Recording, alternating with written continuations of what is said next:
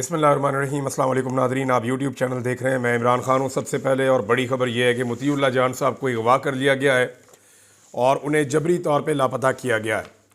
مطیع اللہ جان صاحب کوریج کر رہے تھے اور وہ دیکھ رہے تھے اسپتال کے معاملات کو کہ کتنی لاشیں کہاں پہ موجود ہیں اور کتنے لوگ جو ہیں ان کو بلٹ انجری آئی ہے۔ ایکچولی ان چیزوں کی تحقیقات کی وجہ سے وہ موجود تھے اپنے ساتھی ثاقب بشیر صاحب کے ساتھ جب ان دونوں لوگوں کو اغوا کر لیا گیا نامعلوم افراد کی جانب سے، اور انہیں جب اغوا کیا گیا تو تھوڑی دیر کے بعد جو ہے ثاقب بشیر صاحب کو چھوڑ دیا گیا کہ جناب آپ کا مسئلہ نہیں ہے، لیکن مطیع اللہ جان صاحب کو غائب کر دیا گیا۔ اس کے بعد سے لے کر اب تک ان کا کچھ پتہ نہیں ہے۔ ان کے بیٹے نے ایک ویڈیو، جب میں ویڈیو ریکارڈ کر رہا ہوں تب تک ان کا کچھ نہیں پتہ، اور ان کے صاحبزادے نے ایک ویڈیو ان کے اپنے ٹویٹر اکاؤنٹ سے پوسٹ کی ہے مطیع اللہ جان صاحب کے، جس میں انہوں نے بتایا کہ ان کے بیٹے کو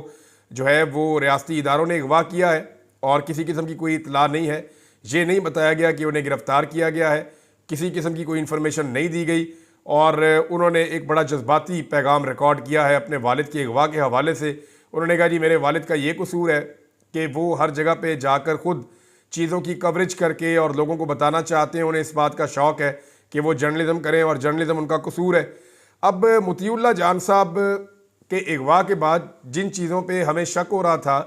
وہ یقین میں بدلتا جا رہا ہے کہ کچھ تو ایسا ہے جس کی پردہ داری ہے اور اس کو چھپانے کی کوشش کی جا رہی ہے۔ مطیع اللہ جان صاحب نے وہ کیا چیزیں کی ہیں جن کی وجہ سے ان کو اٹھایا گیا؟ تو دو ایسی بنیادی چیزیں ہیں جو مطیع اللہ جان صاحب نے گزشتہ 2-3 دنوں میں کی ہیں۔ نمبر ایک، آپ کو یاد ہوگا کہ 25 تاریخ کی رات کو، یعنی 25 اور 26 کی درمیانی رات کو رینجرز کے 3 جوان اور ایک ایف سی اہلکار جو ہے وہ شہید ہو گئے تھے، اور ان کے بارے میں پہلی خبر یہ دی گئی کہ انہیں پاکستان تحریک انصاف کے مظاہرین نے مار ڈالا ہے۔ اس قسم کے الزامات لگائے گئے، اور یہ پروپیگنڈا ابھی شروع بھی نہیں ہوا تھا کہ مطیع اللہ جان صاحب حادثاتی طور پہ وہ وہاں موجود تھے۔ جب ایک جرنلسٹ موجود ہوتا ہے تو اس کو موقع مل جاتا ہے، تو یہ موقع قدرتی طور پہ مطیع اللہ جان صاحب کو ملا کہ وہ وہاں موجود تھے، اور کیونکہ وہ سینئر جرنلسٹ ہیں انہوں نے اس کی تحقیقات کی تو موقع پر ہی ان کو کچھ گواہ مل گئے، اور جب انہوں نے اس کے بارے میں اپنی رائے دی مطیع اللہ جان صاحب نے اور تحقیقاتی رپورٹ اپنی ایک بنا کر پیش کی، تو یہ سارا معاملہ ایک حادثے میں بدل گیا، اور پتہ چلا کہ جناب یہ واقعہ جو ہے وہ پاکستان تحریک انصاف کے یا عام لوگوں کے جو مظاہرین آئے تھے انہوں نے اٹیک نہیں کیا، بلکہ یہ جب گاڑیاں بھاگ رہی تھیں تو یہ اس میں سے گرے، اور حادثاتی طور پہ یہ واقعہ پیش آیا کہ نہ صرف یہ 4 لوگ بلکہ ایک پاکستان تحریک انصاف کا کارکن جو ہے وہ بھی اسی واقعے کے اندر جاں بحق ہو گیا۔ بعد میں مطیع اللہ جان صاحب نے جو رپورٹنگ کی اس پہ پورا کا پورا جو پروپیگنڈا کھڑا کیا گیا تھا پاکستان تحریک انصاف کے خلاف، وہ پروپیگنڈا جو ہے وہ فارغ ہو گیا، اور اس کے بعد یہ ہوا کہ کچھ لوگوں نے جو ویژولز بنائے تھے وہ سامنے آنا شروع ہو گئے اس کی سپورٹ میں، یعنی جو سپورٹنگ ایویڈنس ہے مطیع اللہ جان صاحب کی خبر کے وہ بھی ملنا شروع ہو گئے۔ تو یہ جو پورا کا پورا واقعہ ہے یہ وہ کام نہیں ہو سکا جس کی توقع کی جا رہی تھی، یا جو حکومت کی جانب سے پروپیگنڈا بنایا جا رہا تھا کہ ایک وکٹم کارڈ استعمال کیا جائے، ایک حادثے کو ایک قتل کے واقعے میں تبدیل کیا جائے۔ دوسرا، جناب مطیع اللہ جان صاحب نے جو سانحہ ڈی چوک ہوا اس حوالے سے وہ بھرپور کوشش کر رہے تھے کہ کسی طرح سے لاشوں اور زخمیوں کا کھوج لگایا جائے۔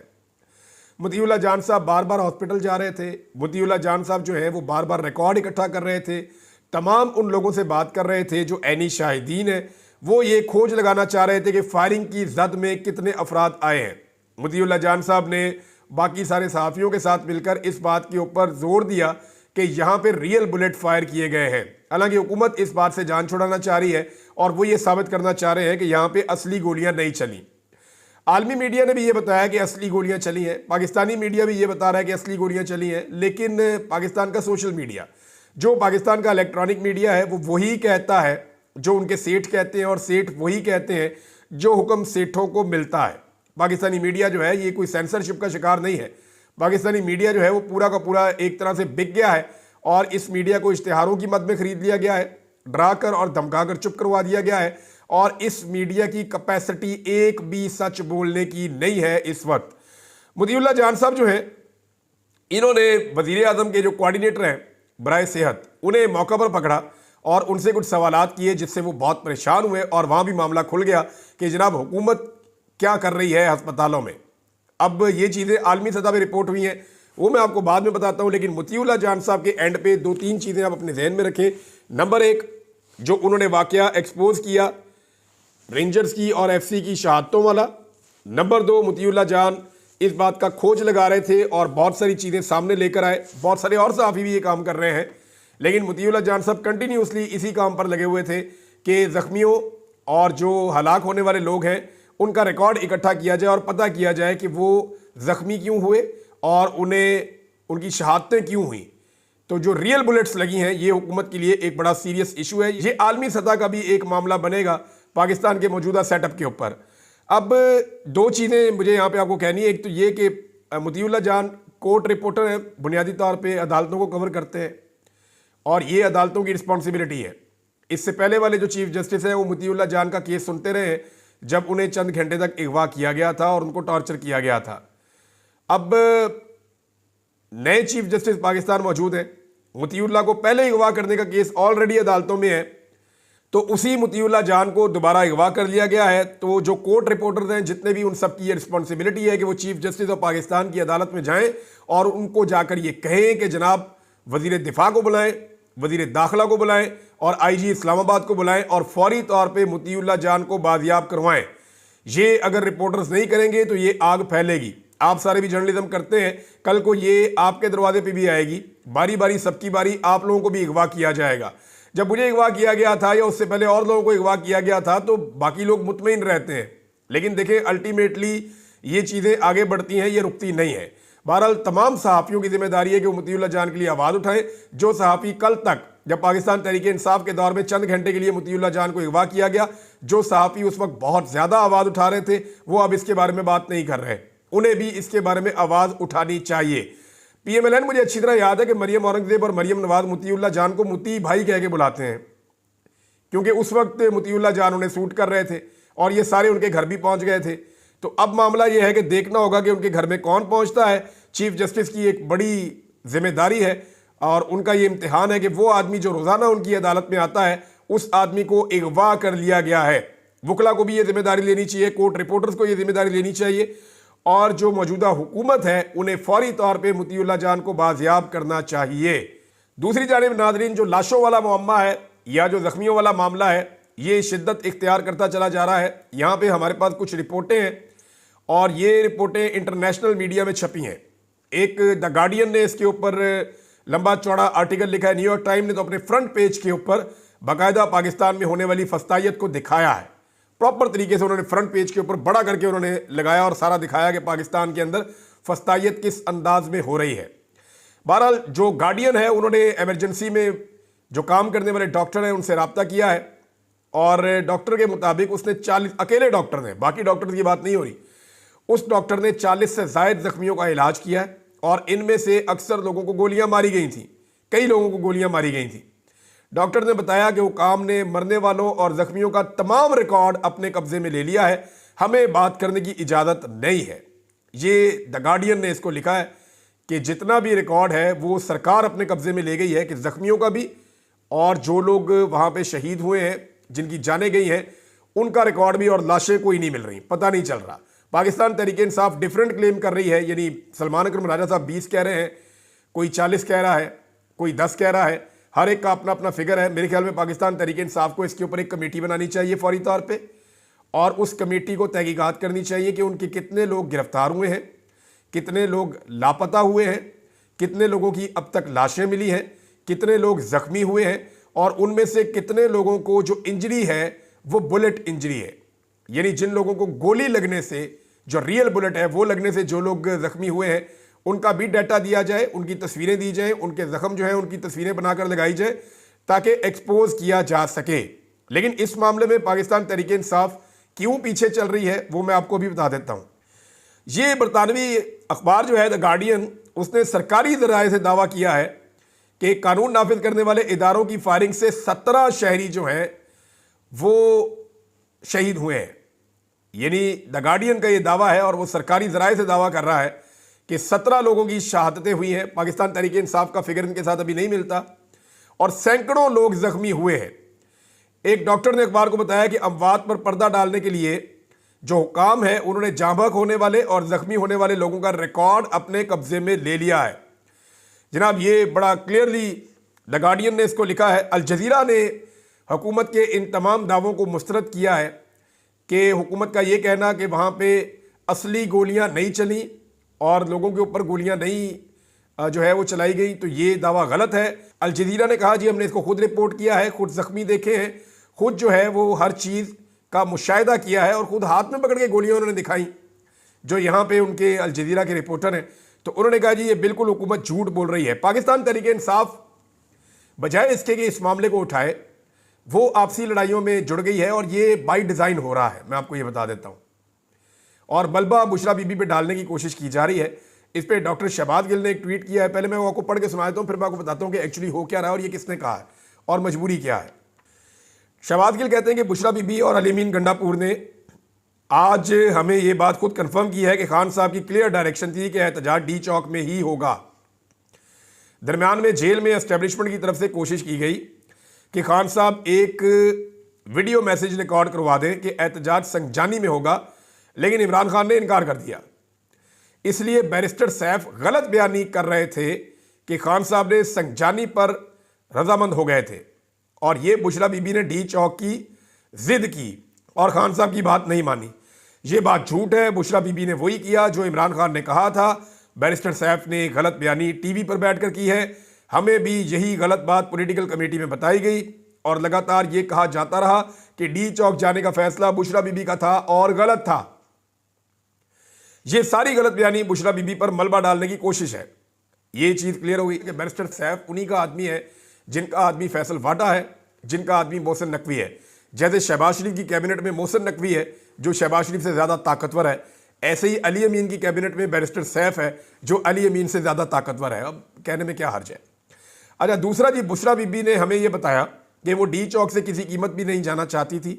انہوں نے رکنے کی پوری کوشش کی، جہاں تک کہ دروازہ کھول کر چلتی گاڑی سے بھی انہوں نے نکلنے کی کوشش کی، اور یہ بات اب دوسرے سورسز سے بھی کنفرم ہوئی ہے۔ بشرا بی بی پر سارا ملبہ ایک سازش تھی اور اصل میں قتل عام کرنے والوں کے چہرے چھپانے کی کوشش۔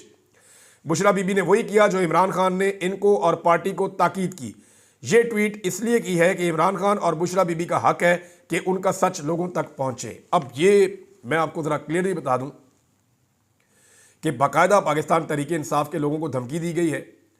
اور اسٹیبلشمنٹ کی جانب سے کھل کر یہ کہا گیا ہے کہ ان لاشوں پر اور اس رات جو بھی ڈی چوک میں ہوا اس کے اوپر کسی قسم کی بات نہیں کرنی، اس کے اوپر مٹی ڈالنی ہے، اور اس کے لیے جو طریقہ کار بنایا گیا ہے وہ یہ ہے کہ ٹاک شوز کے اندر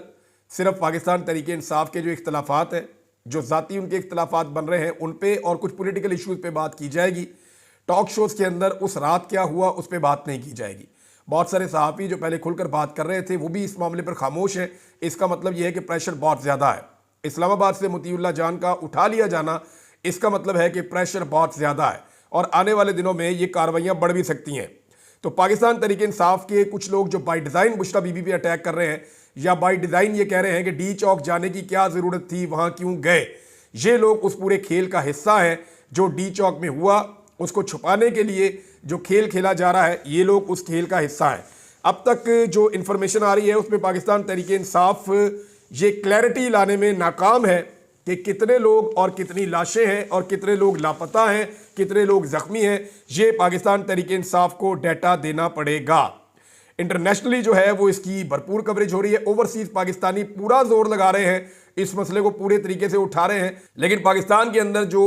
تحریک انصاف کے اہم عہدے داران ہیں وہ اس کے بارے میں ایک عجیب قسم کا موقف اپنا رہے ہیں۔ ان کا موقف ایک دوسرے کے ساتھ سوٹ نہیں کرتا جو اس ایشو کو نقصان پہنچائے گا۔ انہیں بیٹھ کر اس کے اوپر باقاعدہ حکمت عملی بنا کر ایک موقف دینا پڑے گا اور حقائق سامنے لانے پڑیں گے۔ خون جو ہے نا وہ خود بولتا ہے، آپ لاشوں کو چھپا کر بھی قتل سے بچ نہیں سکتے۔ یہ جو قتل ہوا ہے اس کے فیوچر میں مقدمے بھی درج ہوں گے اور آنے والے وقت میں اس کا خمیازہ بھی بھگتنا پڑے گا۔ دوسری جانب لاشوں کا مذاق اڑانے کے لیے جو ہے وہ اسٹیبلشمنٹ کے کچھ صحافی اور نون لیگ کے کچھ صحافی عجیب و غریب حرکتیں کر رہے ہیں۔ ایسا لگتا ہے کہ انہیں موت بھول گئی ہے۔ یعنی اس وقت تو دشمن بھی ایسے نہیں بولتا کہ دشمن مرے تے خوشی نہ کریے، سجنا بھی مر جانا۔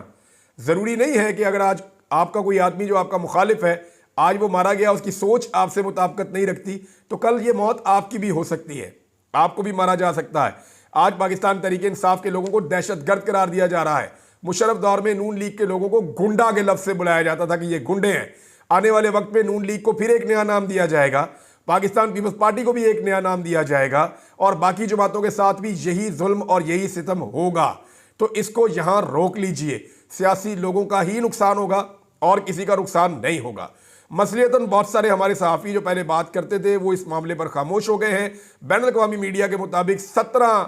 ہلاکتیں جو ہے وہ اب تک سویلینز کی کنفرم کی گئی ہیں۔ لیکن ایک چیز ناظرین میں آپ کو بتاؤں، پاکستان تحریک انصاف کو یہ لوگ دہشت گرد تو کہہ رہے ہیں، لیکن ایک بھی گملہ اسلام آباد میں نہیں ٹوٹا، کسی کا گھر نہیں ٹوٹا، کوئی اے ٹی ایم مشین نہیں لوٹی گئی، کوئی بینک نہیں لوٹا گیا، کوئی بس کو آگ نہیں لگائی گئی۔ وہاں پہ ہر چیز موجود تھی، مظاہرین چاہتے تو توڑ پھوڑ کرتے، لیکن انہوں نے ایسا کچھ نہیں کیا۔ یہ پرامن لوگ تھے، جتنی تباہی ہوئی ہے وہ سیکیورٹی فورسز نے کی ہے۔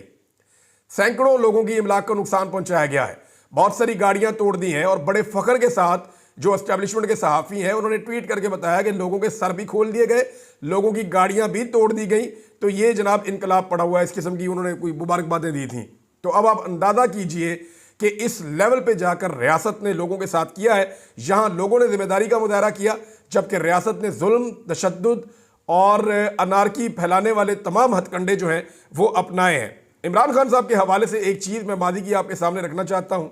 اسے آپ دیکھیے، آپ کو آئیڈیا ہو جائے گا کہ 5 سال پہلے جب نومبر کے مہینے میں ہی اسلام آباد میں لانگ مارچ والے آئے ہوئے تھے اور آ کر بیٹھے ہوئے تھے، تو عمران خان صاحب نے ایک ٹویٹ کیا تھا اور انہوں نے بتایا تھا کہ میں نے سی ڈی اے کے چیئرمین کو ابھی ہدایت جاری کی ہیں کہ وہ فوری طور پہ دھرنے والی سائٹ پہ جائے جہاں پہ مظاہرین بیٹھے ہوئے ہیں، اور جا کر دیکھے کہ انہیں کس طرح کی مدد چاہیے اور ان کو ریلیف دی جائے، ان کو مدد دی جائے، جو دھرنے کے اندر لوگ بیٹھے ہوئے ہیں ان کا خیال رکھا جائے۔ وہ اس لیے کہ موسم بہت تیزی سے تبدیل ہو رہا ہے، کچھ بارش بھی ہوئی تھی غالباً، اور اس کے بعد جو ہے وہ سردی کی لہر آئی تھی۔ 5 سال پہلے تو عمران خان صاحب جو لوگ دھرنا ان کے دور میں دے رہے تھے ان کا کس طرح خیال رکھ رہے تھے۔ یہ فرق ہے عمران خان میں۔ عمران خان 2014 میں جب احتجاج کرنے آئے تو بدترین ٹارچر اور تشدد کیا گیا تھا۔ اس کے بعد عمران خان صاحب کے دور میں جتنے بھی لوگ احتجاج کرنے اسلام آباد آئے انہوں نے ویلکم کیا، انہوں نے خیال رکھا، انہوں نے سہولیات فراہم کی۔ اور آج عمران خان صاحب کے لوگ چند گھنٹے کے لیے صرف ڈی چوک پہ تھے، تو جو ریاست نے بروٹیلٹی کی ہے اس کا کوئی اندازہ بھی نہیں لگا سکتا۔ ابھی جو لوگ اندازہ لگانے کی کوشش کر رہے ہیں انہیں مطیع اللہ جان کی طرح اغوا اور غائب کیا جا رہا ہے۔ پیمز اور پولی کلینک اسپتال کے اندر سے ابھی تک کوئی ڈیٹا نہیں آیا، سرکار نے وہاں سے ڈیٹا غائب کر دیا ہے، اپنے قبضے میں لے لیا ہے، کچھ پتہ نہیں چل رہا۔ صرف پاکستان تحریک انصاف کی قیادت ہے جو اس وقت ریکارڈ اکٹھا کر سکتی ہے اور بتا سکتی ہے کہ کتنے لوگ شہید ہوئے، کتنے لوگ لاپتہ ہوئے اور کتنے لوگوں کے پاس گولی سے لگنے والا زخم ہے، تاکہ ایکسپوز کیا جائے کہ حکومت نے جو کچھ بھی کیا اس رات کو اسے پوری دنیا میں ایکسپوز کیا جائے۔ ناظرین اس ویلاگ کو یہاں پہ روکتے ہیں، کچھ چیزیں اور آپ کے ساتھ شیئر کروں گا میں اگلے ویلاگ میں، انفارمیشن لگاتار آ رہی ہے، اب تک کے لیے اتنا ہی، اپنا خیال رکھیے گا، اپنے اس چینل کا بھی۔ اللہ حافظ۔